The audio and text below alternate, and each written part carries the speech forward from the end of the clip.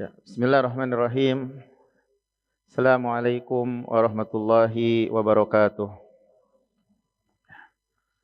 Innal hamdalillah nahmaduhu wa nasta'inuhu wa nastaghfiruh wa na'udzu billahi min shururi anfusina wa min sayyiati a'malina may yahdihillahu fala mudhillalah wa may yudlil fala hadiyalah.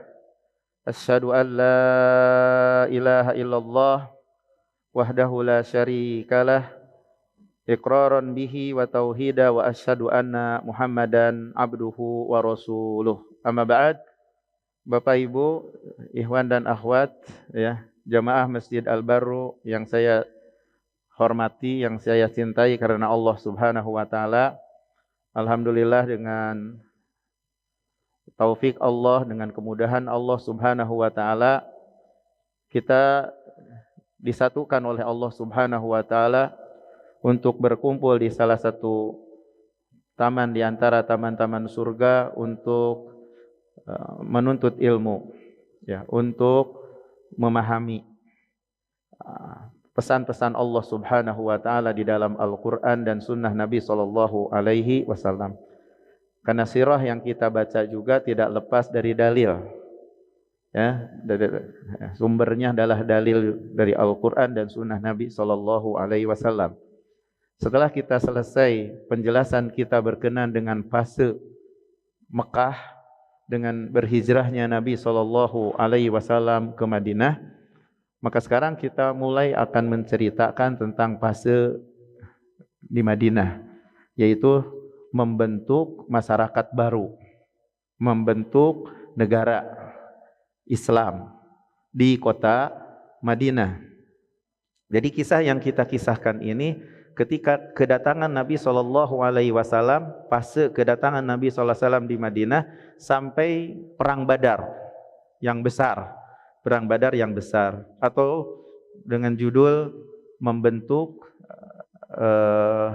negara Islam di kota Madinah. Apa langkah-langkah yang dilakukan Nabi sallallahu alaihi wasallam sehingga kita pun bisa mengambil pelajaran dari sejarah yang kita ceritakan pada kesempatan yang berbahagia ini. Ketika membentuk negara Islam di kota Madinah, maka langkah pertama yang dilakukan oleh Nabi sallallahu alaihi wasallam adalah membangun masjid. Itu membangun masjid. Sebagaimana dalam sebuah hadis ya, yang diceritakan oleh Anas bin Malik, semoga Allah meridai padanya, dia berkata, tatkala Rasulullah sallallahu alaihi wasallam ketika Rasulullah SAW datang ke Madinah, singgah pertama kali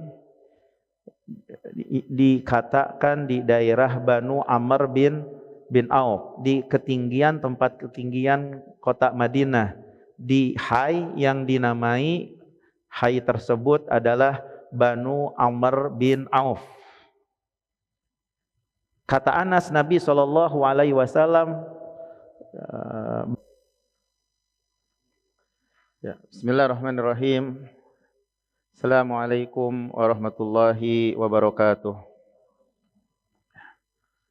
Innal hamdalillah nahmaduhu wa nasta'inuhu wa nastaghfiruh wa na'udzu billahi min shururi anfusina wa min sayyiati a'malina may yahdihillahu fala mudhillalah wa may yudlil fala hadiyalah.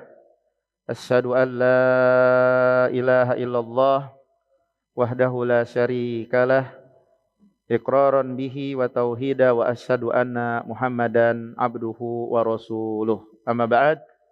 Bapak Ibu, ikhwan dan akhwat ya, jamaah Masjid Al-Barru yang saya hormati, yang saya cintai karena Allah Subhanahu wa taala. Alhamdulillah dengan taufik Allah, dengan kemudahan Allah Subhanahu wa taala, kita disatukan oleh Allah Subhanahu wa taala untuk berkumpul di salah satu taman di antara taman-taman surga untuk menuntut ilmu, ya, untuk memahami pesan-pesan Allah Subhanahu wa taala di dalam Al-Qur'an dan sunnah Nabi sallallahu alaihi wasallam. Karena sirah yang kita baca juga tidak lepas dari dalil. Ya, sumbernya adalah dalil dari Al-Qur'an dan sunnah Nabi sallallahu alaihi wasallam. Setelah kita selesai penjelasan kita berkenan dengan fase Mekah dengan berhijrahnya Nabi sallallahu alaihi wasallam ke Madinah, maka sekarang kita mulai akan menceritakan tentang fase di Madinah, yaitu membentuk masyarakat baru, membentuk negara Islam di kota Madinah. Jadi kisah yang kita kisahkan ini ketika kedatangan Nabi sallallahu alaihi wasallam, fase kedatangan Nabi sallallahu alaihi wasallam di Madinah sampai perang Badar yang besar. Perang Badar yang besar, atau dengan judul membentuk negara Islam di kota Madinah. Apa langkah-langkah yang dilakukan Nabi sallallahu alaihi wasallam? Sehingga kita pun bisa mengambil pelajaran dari sejarah yang kita ceritakan pada kesempatan yang berbahagia ini. Ketika membentuk negara Islam di kota Madinah, maka langkah pertama yang dilakukan oleh Nabi sallallahu alaihi wasallam adalah membangun masjid. Itu membangun masjid. Sebagaimana dalam sebuah hadis ya, yang diceritakan oleh Anas bin Malik, semoga Allah meridai padanya, dia berkata, tatkala Rasulullah sallallahu alaihi wasallam ketika Rasulullah SAW datang ke Madinah, singgah pertama kali dikatakan di daerah Banu Amr bin Auf, di tempat ketinggian kota Madinah, di Hai yang dinamai Hai tersebut adalah Banu Amr bin Auf. Kata Anas, Nabi sallallahu alaihi wasallam berada di Hai Bani Amr bin Auf ini 14 malam. 14 malam. Kemudian Nabi mengutus kepada sekelompok Bani Najjar, lalu maka Bani Najjar datang dengan membawa, menyingsingkan atau mengikatkan pedang-pedang mereka. Terus kata Anas, seolah-olah aku melihat Rasulullah sallallahu alaihi wasallam di atas kendaraannya dan Abu Bakar dibonceng. Dan sekelompok Bani Najjar ada di seputar Nabi sallallahu alaihi wasallam. Sehingga Nabi sallallahu alaihi wasallam sampai atau berdiam diri sesuai dengan yang diperintahkan, bahwasanya kendaraan unta yang dikendarai Nabi sallallahu alaihi wasallam itu ada diperintahkan oleh Allah, sehingga berdiam diri mendekam di dekat Abi Ayyub atau di halamannya Abi Ayyub. Maka yang pertama, maka Nabi sallallahu alaihi wasallam salat. Nah, ini juga kalau antum misalnya pergi ke Sodom, sholat dulu gitu. Pergi suatu tempat, sholat dulu gitu ya. Bisa jadi di Sodom misalnya membangun masjid gitu. Sebentar lagi mungkin pindah gitu, misal gitu. Jadi Nabi sallallahu alaihi wasallam sholat. Ketika waktunya untuk melaksanakan sholat, dan Nabi sallallahu alaihi wasallam sholat di tempat kandangnya gonam. Apa gonam? Kambing. Jadi mana aja walaupun gak ada masjid, pas waktunya sholat, Nabi sallallahu alaihi wasallam sholat di tempat tersebut, di tempat kandangnya kambing. Tapi yang dilarang itu di kandangnya unta, itu yang dilarang. Begitu. Kemudian Rasulullah memerintahkan untuk membangun masjid, lalu mengutus kelompok Bani Najjar, lalu mereka datang. Lalu Nabi mengatakan, wahai Bani Najjar, hargakanlah kepadaku kebun-kebun kalian ini. Mereka Bani Najjar mengatakan, la, demi Allah, kami tidak meminta harganya kecuali kepada Allah. Kalau ada yang punya tanah ya, gitu, di dekat sebuah pesantren, sangat wah ini wakaf untuk membangun masjid. Nah seperti ini, berlomba-lomba seperti ini, masya Allah ya. Kalau ada yang seperti ini, masya Allah. Jadi kemudian Nabi SAW memerintahkan untuk membangun masjid, lalu mengirim sekelompok Bani Najjar, lalu sekelompok Bani Najjar mereka datang, lalu Nabi berkata, wahai Bani Najjar, hargakanlah kepadaku kebun-kebunmu ini. Mereka mengatakan, demi Allah kami tidak meminta harganya kecuali kepada Allah. Iya, seperti itu. Iya. Kemudian ikhwah fillah, kemudian kata Anas bin Malik, melaksanakan amanat dari Rasulullah SAW, titipan-titipan yang dimiliki orang-orang kafir untuk disampaikan dulu kepada orang-orang kafir, kepada manusia yang menitip kepada Nabi Sallallahu Alaihi Wasallam. Jadi Rasulullah itu dititipin saking jujurnya. Orang-orang Quraisy merasa nyaman gitu kepada Rasulullah Sallallahu Alaihi Wasallam. Gitu. Maka amanahnya Nabi Sallallahu Alaihi Wasallam, Ali bin Abi Thalib, selesaikan dulu amanah, kembalikan titipan-titipan kepada semua yang menitip.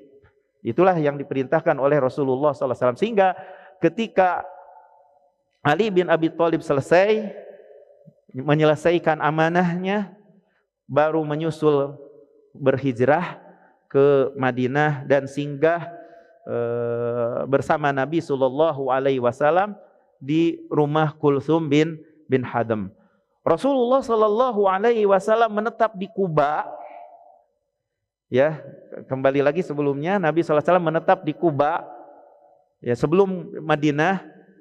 Tapi masih di Madinah juga, di Bani Amr bin Auf.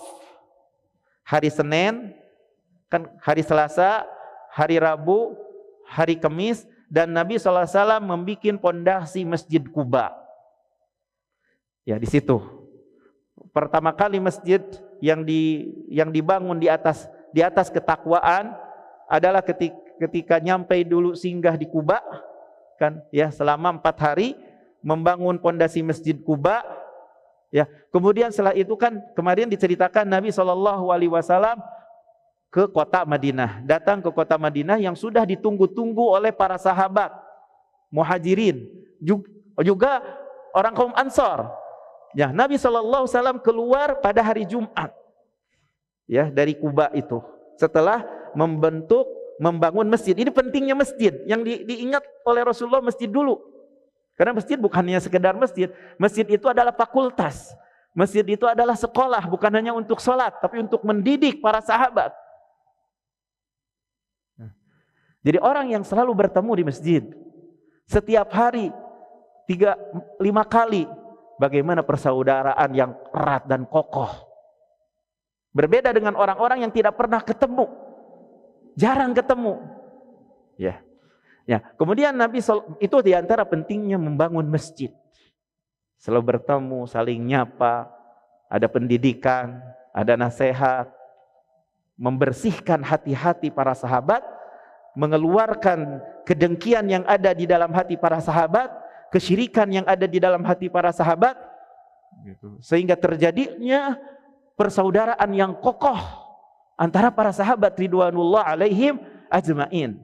Kemudian Nabi Shallallahu Alaihi Wasallam keluar pada hari Jumat dan Rasulullah Shallallahu Alaihi Wasallam menemui waktu sholat Jumat di Bani Salim bin Auf. Makanya ada kalau City Tour ada tempat ya, ini tempat waktu dulu Nabi Shallallahu Alaihi Wasallam sholat Jumat. Maka Nabi Shallallahu Alaihi Wasallam sholat di masjid yang ada di wadi, di sebuah lembah namanya Ronwana. Maka itulah Jumat pertama kami yang dilakukan oleh Nabi Shallallahu Alaihi Wasallam di Madinah. Dengan sebab kedatangan Nabi Shallallahu Alaihi Wasallam di Madinah,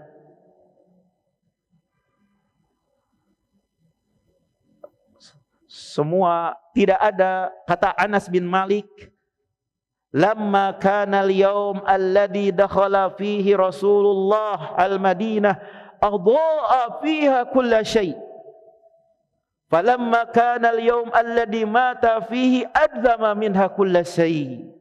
Tatkala hari di mana Rasulullah SAW masuk kota Madinah, segala sesuatu di Madinah bercahaya, saking bergembiranya.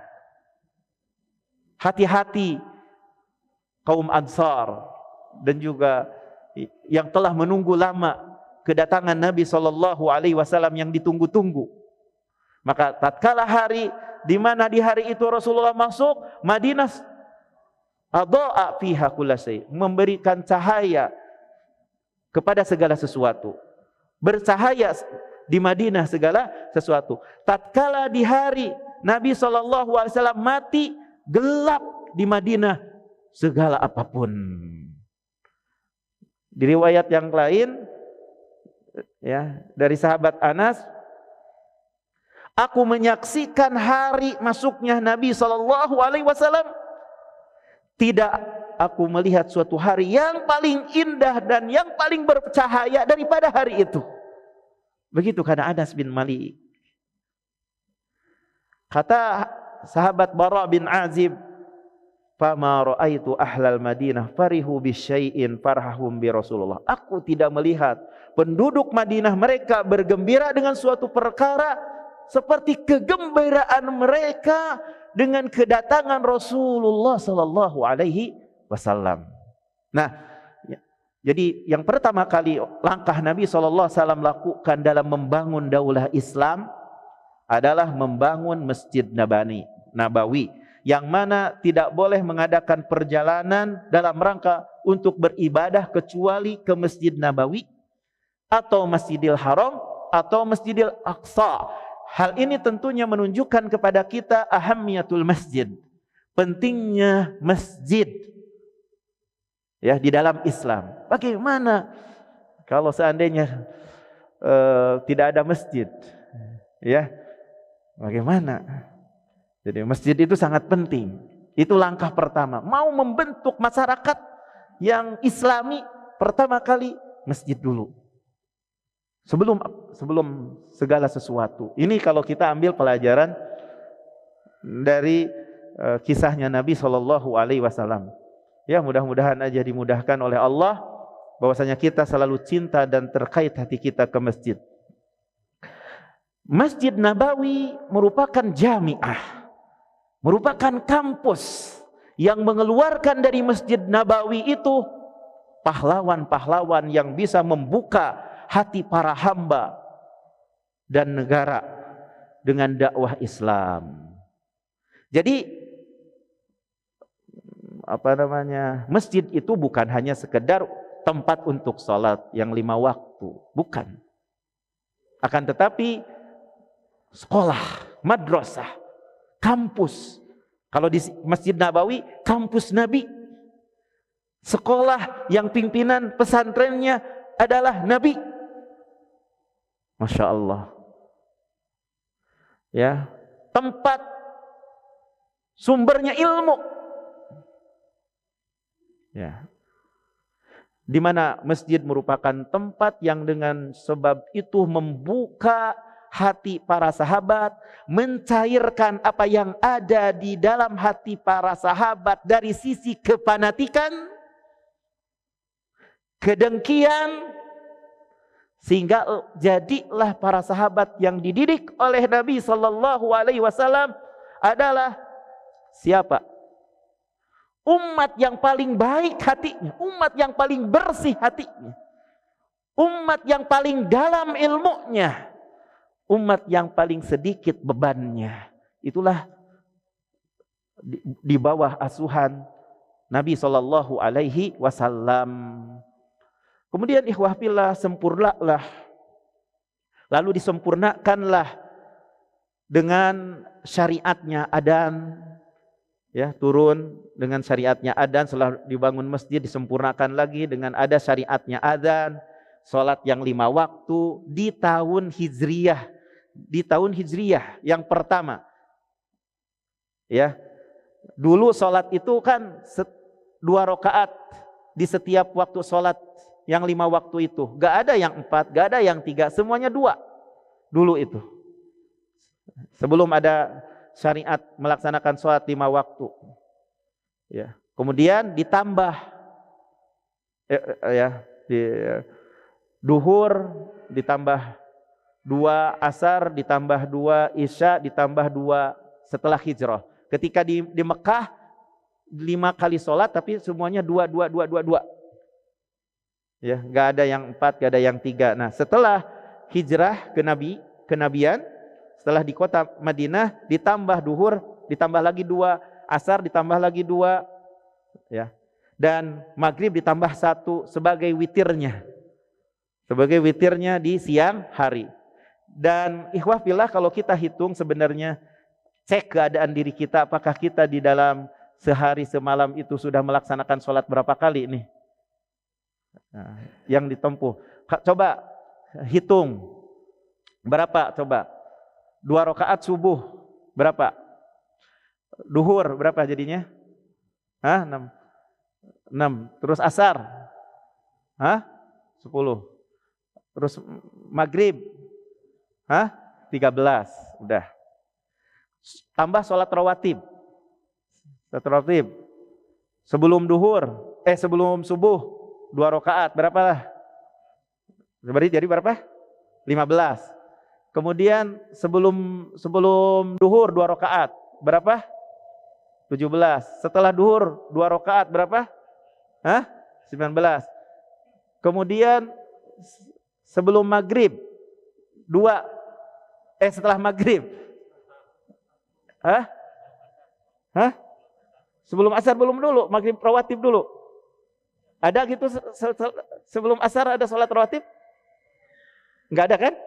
Rawatib dulu. Kita bicara rawatib dulu. Kalau itu kan tahiyat masjid atau yang lainnya ya. 2 setelah maghrib berapa jadinya?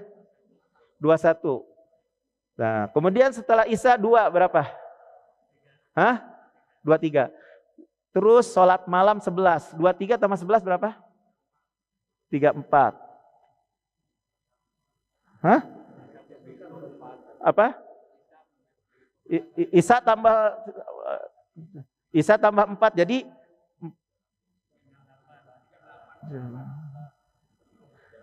38 ya.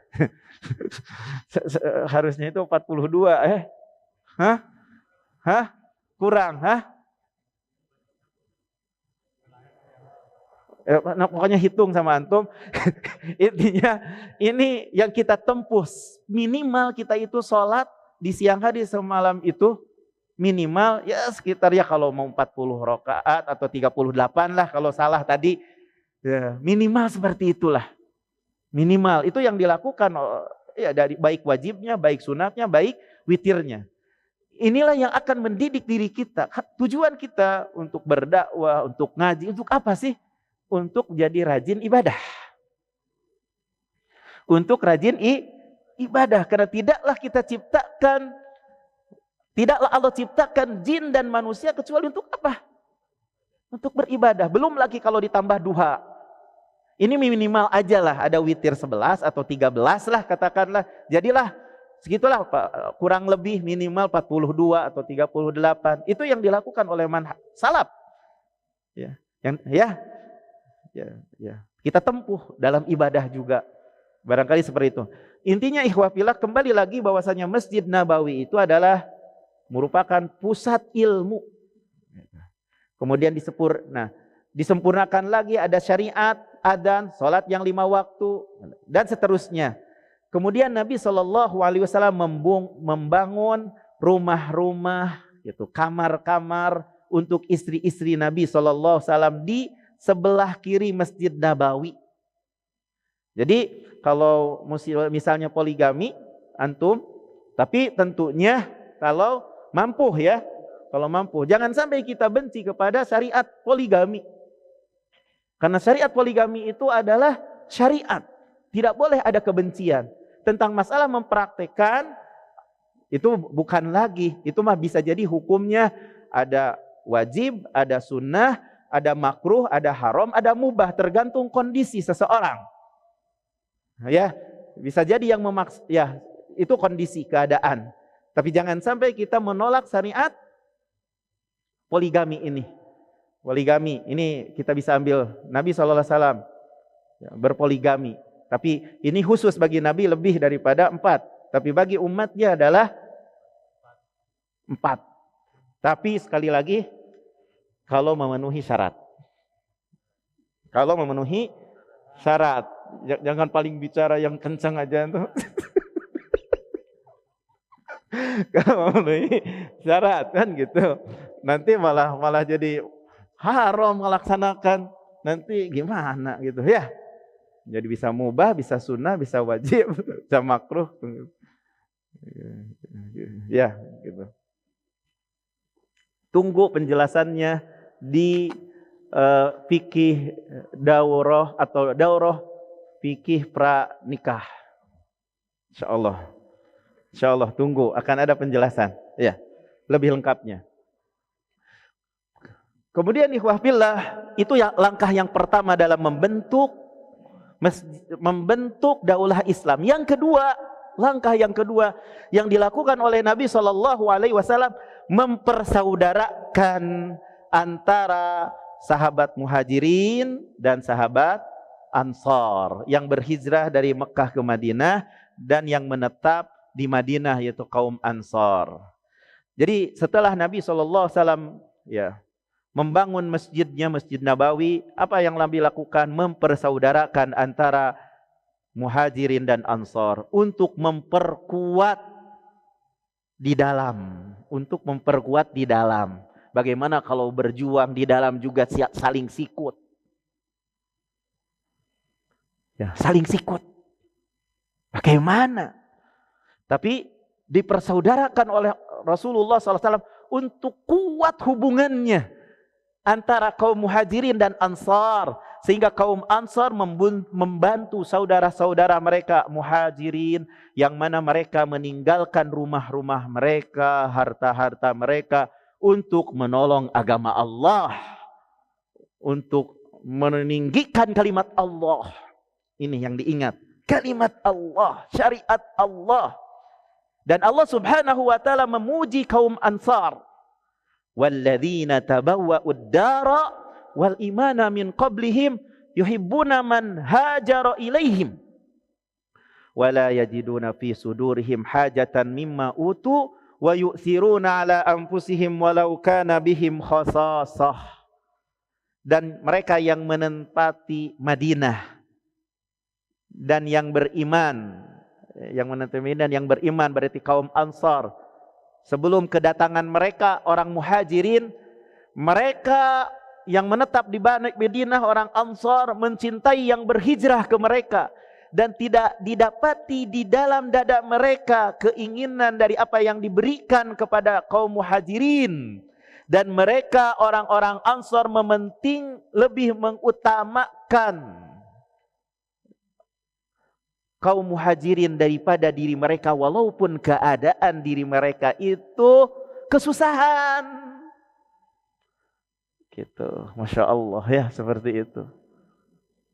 Nah, walaupun pengorbanan kaum Ansar, kata Dr. Akram Dia Al-Umari, dan kedermawanan mereka, maka kebutuhan untuk adanya aturan yang menjamin orang Muhajirin agar hidupnya senang dengan undang-undang, maka Nabi SAW buat undang-undang, yaitu persaudaraan antara Muhajirin dan Ansar, di mana kondisi orang Muhajirin pada waktu itu coba gak ada apa-apa, maka membutuhkan adanya syariat untuk mengobati kondisi mereka agar tidak merasa dalam perasaan mereka orang-orang Muhajirin yang gak punya rumah, gak punya harta, menjadi beban kepada sahabat Ansor. Makanya yang pertama Nabi SAW syariatkan di sini adanya nizam syariat al-mu'akhad, persaudaraan. Dan tidak berbeda dalam riwayat manapun ya, dalam sejarah tentang undang-undang ini. Undang-undang di dalam membentuk daulah Islam untuk mempersaudarakan, adanya persaudaraan yang kokoh antara kaum Muhajirin dan Ansar sehingga lebih daripada persaudaraan senasab. Iya. Dan terjadilah persaudaraan antara orang Muhajirin dan Ansar. Maka Rasulullah sallallahu alaihi wasallam gitu, setelah membangun masjid ini yang dilakukan. Di sela-sela sedang membangun masjid ini yang dilakukan sebagaimana dijelaskan oleh Anas bin Malik dalam beberapa riwayat. Jadi Rasulullah mempersaudarakan antara setiap orang Muhajir dan Ansar, dua persaudarakan. Dan juga telah mencakup persaudaraan itu 70 laki-laki, kemudian juga 45 dari kaum Muhajirin dan 45 dari kaum Ansar. Dan dampak dari undang-undang persaudaraan ini tentunya sangat bermanfaat sekali. Ada hak-hak secara khusus antara orang-orang yang bersaudara, seperti membantu yang tidak terbatas kepada perkara-perkara tertentu sampai saling waris-mewaris. Saling waris-mewaris antara kaum Muhajirin dan Ansar. Bukan hanya sekedar materi, bukan hanya segar nasihat, perhatian, saling mengunjungi, saling menyayangi, tapi sampai saling waris-mewaris antara yang dipersaudarakan oleh Rasulullah sallallahu alaihi wasallam. Kemudian setelah itu dihapus saling mewarisi itu setelah ekonominya meningkat. Ya, dengan adanya peperangan, adanya harta rampasan, dan juga orang-orang Muhajirin juga sudah mengetahui cara bagaimana mencari rizki di tempat yang baru. Baru setelah itu dihapus saling mewarisi antara yang dipersaudarakan oleh Rasulullah sallallahu alaihi wasallam. Ini contoh yang ideal ya. Ya, contoh yang sangat ideal. Ya, kecintaan orang Muhajirin kepada saudara mereka, ya. Kecintaan kaum Ansar kepada saudara mereka Muhajirin. Bahkan di dalam sebuah riwayat dikatakan orang Ansar itu mengatakan kepada saudara, yuk bagi antara kami. Kalau saya punya pohon, bagi. Pohon ini untuk kamu, ini pohon, dibagi dua harta. Bahkan ada juga di dalam sebuah riwayat kata Anas bin Malik, ketika datang Abdurrahman bin Auf. Abdurrahman bin Auf itu kan orang yang berhijrah. Ya. Tapi gak punya apa-apa namanya di Madinah. Rasulullah mempersaudarakan antara Abdurrahman bin Auf dan antara Sa'ad bin Rabi al-Ansari. Lalu Sa'ad bin Rabi al-Ansari menyodorkan kepada saudaranya Abdurrahman bin Auf untuk dibagi. Karena Sa'ad bin Rabi punya dua istri. Banyak hartanya juga. Ayo dibagi. Kamu pilih yang mana, istri yang mana? Yang paling kamu cintai, yang kamu inginkan dari dua istri ini silahkan pilih. Tinggal ini untuk kamu, ini untuk saya. Subhanallah. Harta dibagi dua. Tapi ketika itu enggak mentang-mentang dikasih. Punya ijazah juga Abdurrahman bin Auf. Enggak seperti itu. Kalau mungkin jiwa kita, kesempatan. Ya, tapi ini para sahabat tidak begitu. Abdurrahman bin Auf hanya mengatakan, semoga Allah memberkahimu pada keluargamu dan hartamu. Tunjukkan aku pasar. Kemudian ditunjukkan ke pasar, kemudian memiliki keuntungan. Setelah itu nikah. Dan ada tandanya, kalau udah nikah kan, kalau udah mungkin saling ngasih makan, akhirnya ada kuning di sini gitu kan. Kemudian Nabi mengatakan, ya Masya Allah Abdurrahman. Ya, ada sesuatu. Kemudian Abdurrahman bin Auf, ya Rasulullah, aku telah menikah dengan seorang perempuan dari Ansar. Aku telah menikah tuh. Seperti itu. Tapi ini sedang cerita tentang bagaimana kecintaan ketika dipersaudarakan. Rela istri, rela harta untuk dibagi. Itu langkah yang kedua yang dilakukan oleh Nabi SAW untuk membentuk daulah Islam. Untuk membentuk atau membangun masyarakat baru. Jadi ini berarti sangat butuh kita ini untuk bersaudara yang betul-betul betul-betul bersaudara, bukan hanya di mulut. Ini penting. Tidak akan mungkin seseorang itu bisa sempurna persaudaraan kecuali dengan ilmu. Tidak akan mungkin seseorang bisa tulus di dalam bersaudara kecuali dengan ilmu. Kecuali dengan ilmu. Kecuali dengan ilmu. Kecuali dengan bimbingan cahaya Al-Quran dan cahaya sunnah Nabi Sallallahu Alaihi Wasallam dan kisah-kisah yang dilakukan di zaman dulu para salafat soleh yang terdahulu yang bisa kita contoh. Bagaimana hubungan mereka bersama saudara-saudara mereka. Kemudian langkah yang ketiga yang dilakukan oleh Nabi Sallallahu Alaihi Wasallam mengadakan perjanjian bersama orang Yahudi. Karena kan di komposisi yang ada di kota Madinah itu ada orang Yahudi, ada orang Yahudi, ya, ada orang Yahudi selain ada juga orang munafik, selain ada juga orang musyrikin. Nah, di sini Nabi Shallallahu Alaihi Wasallam kan sudah membangun daulah Islam karena dengan banyaknya orang yang memeluk agama Islam, memiliki kekuatan, gitu kan, udah jadi negara. Maka yang dilakukan oleh Nabi Shallallahu Alaihi Wasallam setelah hijrah ke Madinah dan mengokohkan pondasi-pondasi masyarakat Islam dengan menyatukan akidah dan juga strategi di antara kaum muslimin. Nabi Shallallahu Alaihi Wasallam juga memiliki pandangan untuk mengatur hubungannya bukan dengan antara kaum muslimin, tapi dengan orang yang selain kaum muslimin. Gitu. Maka Nabi Shallallahu Alaihi Wasallam mengadakan perjanjian dan keinginan terbesar Nabi Shallallahu Alaihi Wasallam untuk bahwasanya Islam itu menjadi rahmat. Ya, untuk menjadi kebahagiaan bagi seluruh manusia yang mana berada hidup di satu tempat masyarakat baru, kalau dengan ungkapan bahwasanya pimpinannya, presidennya adalah Nabi Muhammad sallallahu alaihi wasallam.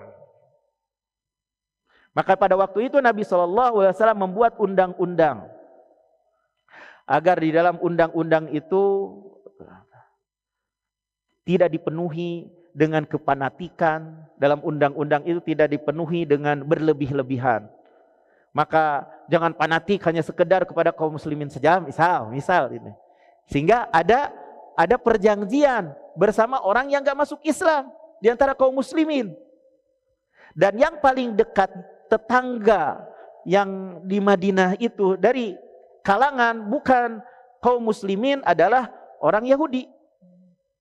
Mereka orang Yahudi walaupun menyembunyikan permusuhan kepada kaum muslimin, namun mereka tidak menampakkan perlawanan apapun.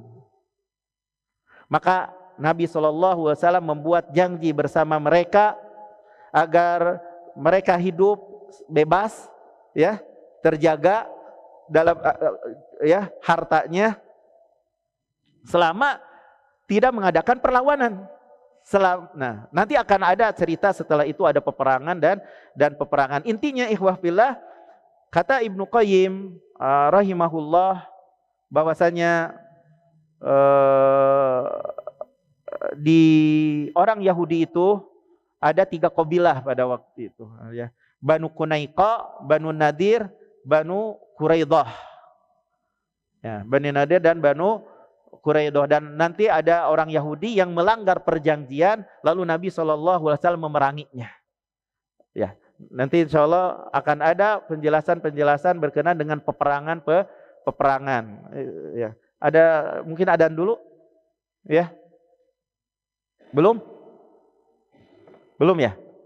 Nah, seberapa? 1 menit lagi ya, tunggu aja dulu. Ya. Jadi intinya langkah yang ketiga mengadakan perjanjian ditulis bersama orang Yahudi dalam rangka untuk apa? Keinginan untuk menjaga keamanan, keselamatan secara bersama, begitu. Ya. Jadi ibu kotanya adalah Madinah. Ibu kotanya adalah Madinah, daulah Islam pada waktu itu. Ya. Dan pimpinannya adalah, presidennya adalah Rasulullah Shallallahu Alaihi Wasallam. Jadi penguasa pada waktu itu adalah kaum muslimin. Maka jadilah Madinah sebagai ibu kota negara Islam. Ya, seperti itu. Ya, silakan. Ya. Jadi kita simpulkan aja bahwasanya dalam rangka membentuk masyarakat baru atau daulah Islam yang Nabi Shallallahu Alaihi Wasallam adalah membangun masjid. Kemudian yang kedua mempersaudarakan. Ya. Kemudian yang ketiga apa? Mengadakan perjanjian.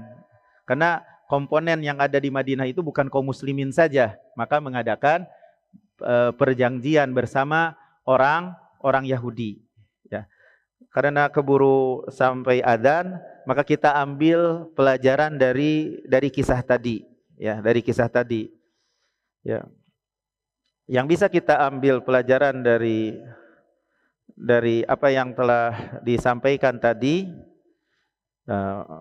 pertama, ya, bahwasanya umat Islam adalah sekelompok manusia yang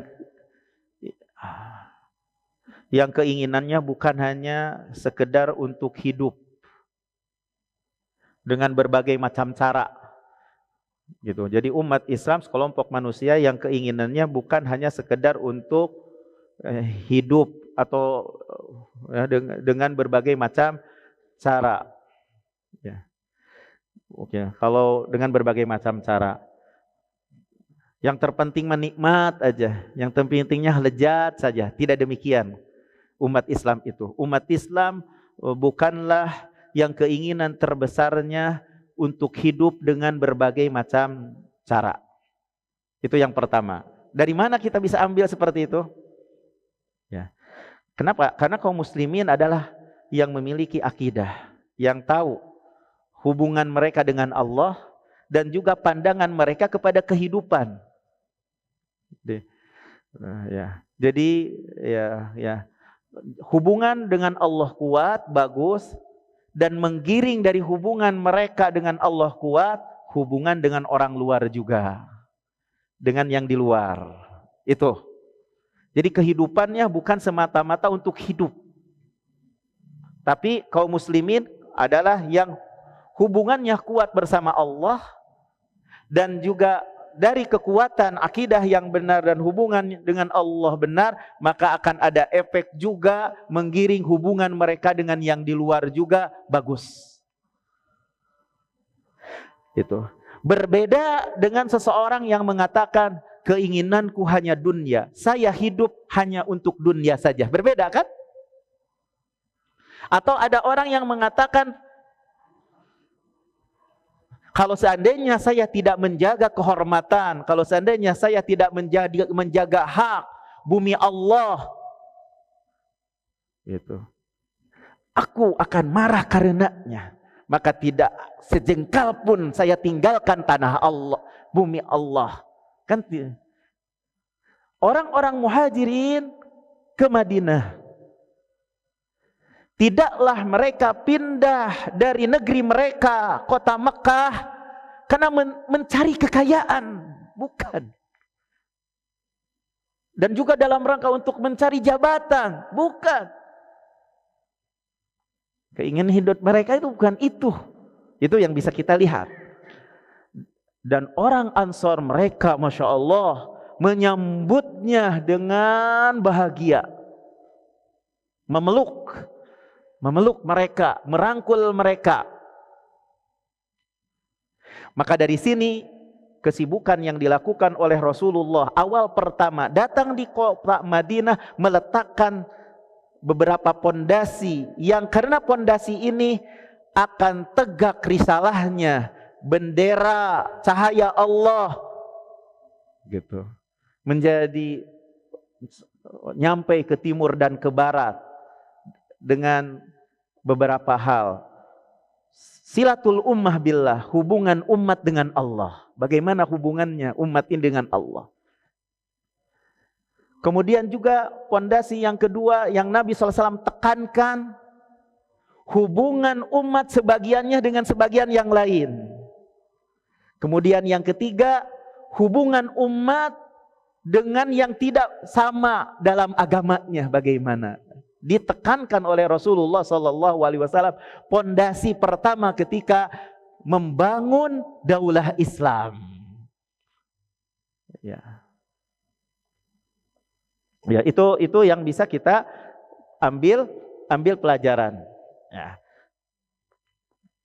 Kemudian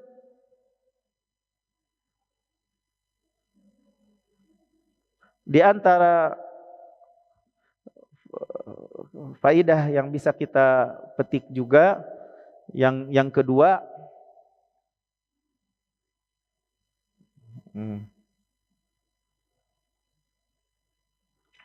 ya, bahwasanya Nabi SAW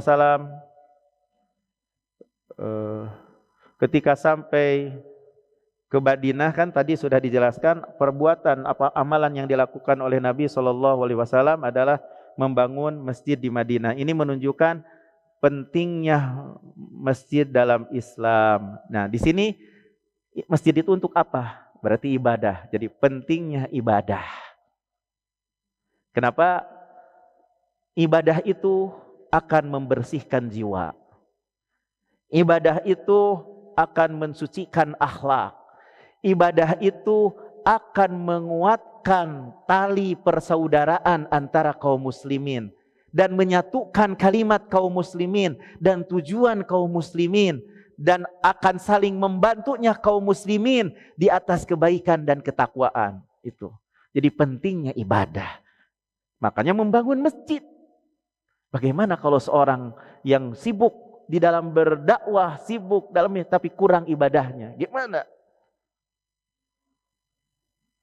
Gitu. Jadi ini diantara pendidikan keimanan yang kedua. Kan tadi kita tahu bahwasanya yang Nabi SAW lakukan pertama kali adalah ketika ke Madinah membangun masjid. Ini menunjukkan pentingnya ibadah. Karena ibadah akan membersihkan jiwa. Karena ibadah akan membersihkan akhlak. Karena ibadah akan menguatkan ikatan-ikatan persaudaraan yang kokoh antara kaum muslimin dan menyatukan kalimat kaum muslimin dan tujuan kaum muslimin dan saling membantunya kaum muslimin di atas kebaikan dan ketakwaan. Ya. Tidaklah Abu Bakar, Umar, Utsman, Ali, Khalid, Sa'ad, Abu Ubaidah dan semisal dengan mereka, ya, kecuali mereka itu adalah murid-murid dari sekolah Nabi Muhammad SAW yang tempatnya adalah di masjid, menyebarkan cahaya Islam ke timur dan ke barat. Kemudian di antara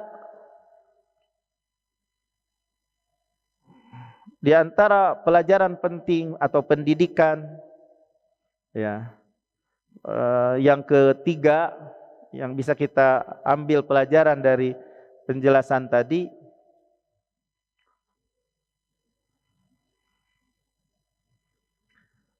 ya, tidak akan terjadi ikatan persaudaraan yang kuat, saling mencintai antara kaum muslimin kecuali di masjid. Kecuali di masjid. Jadi aturan Islam dan adab-adab Islam itu adalah dalam rangka menyebarkan untuk saling mencintai antara kaum muslimin.